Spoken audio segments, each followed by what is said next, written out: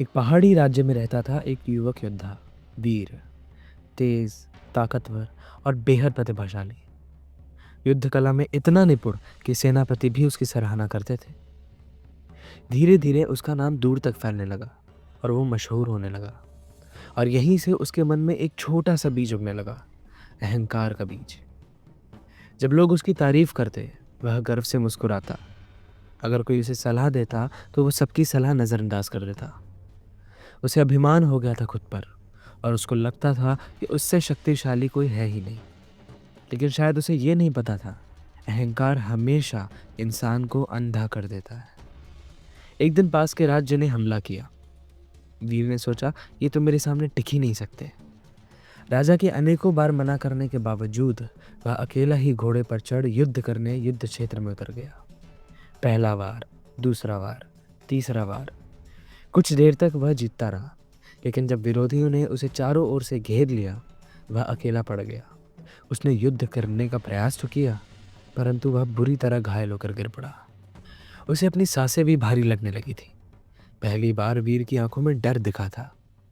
उसने महसूस किया, मेरे अकेले होने का कारण मेरा अहंकार था। वीर को महल वापस ले जाया गया। जख्म गहरे थे, लेकिन मन में लगी चोट उससे भी गहरी थी। जैसे ही वह जागा, उसकी आंखें नम हो गई। उसे ऐसा प्रतीत हुआ जैसे स्वयं प्रभु उससे कह रहे हो, वीर, अहंकार बुद्धि को ढक देता है। जिसके मन में अहंकार है, वह सही और गलत का निर्णय ही नहीं कर पाता।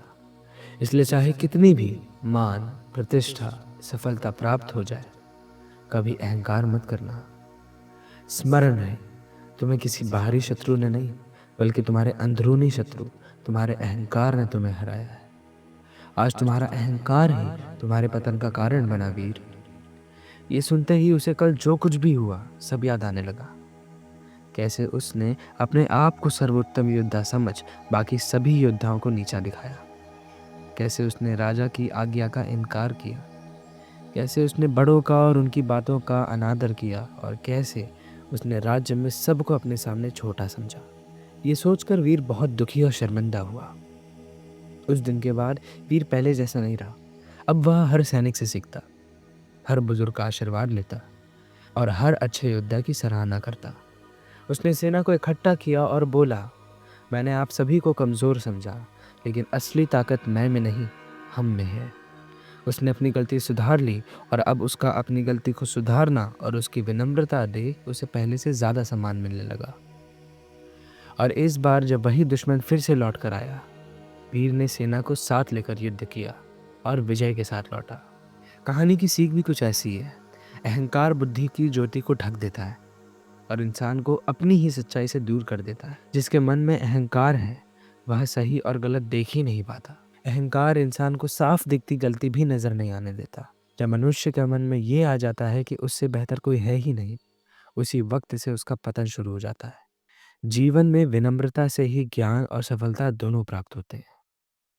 तो अगर आपको कभी लगे कि आप सब जानते हैं, तो प्रभु की ये सीख हमेशा याद रखिएगा। अहंकार विनाश का कारण है और विनम्रता ही उन्नति का मार्ग।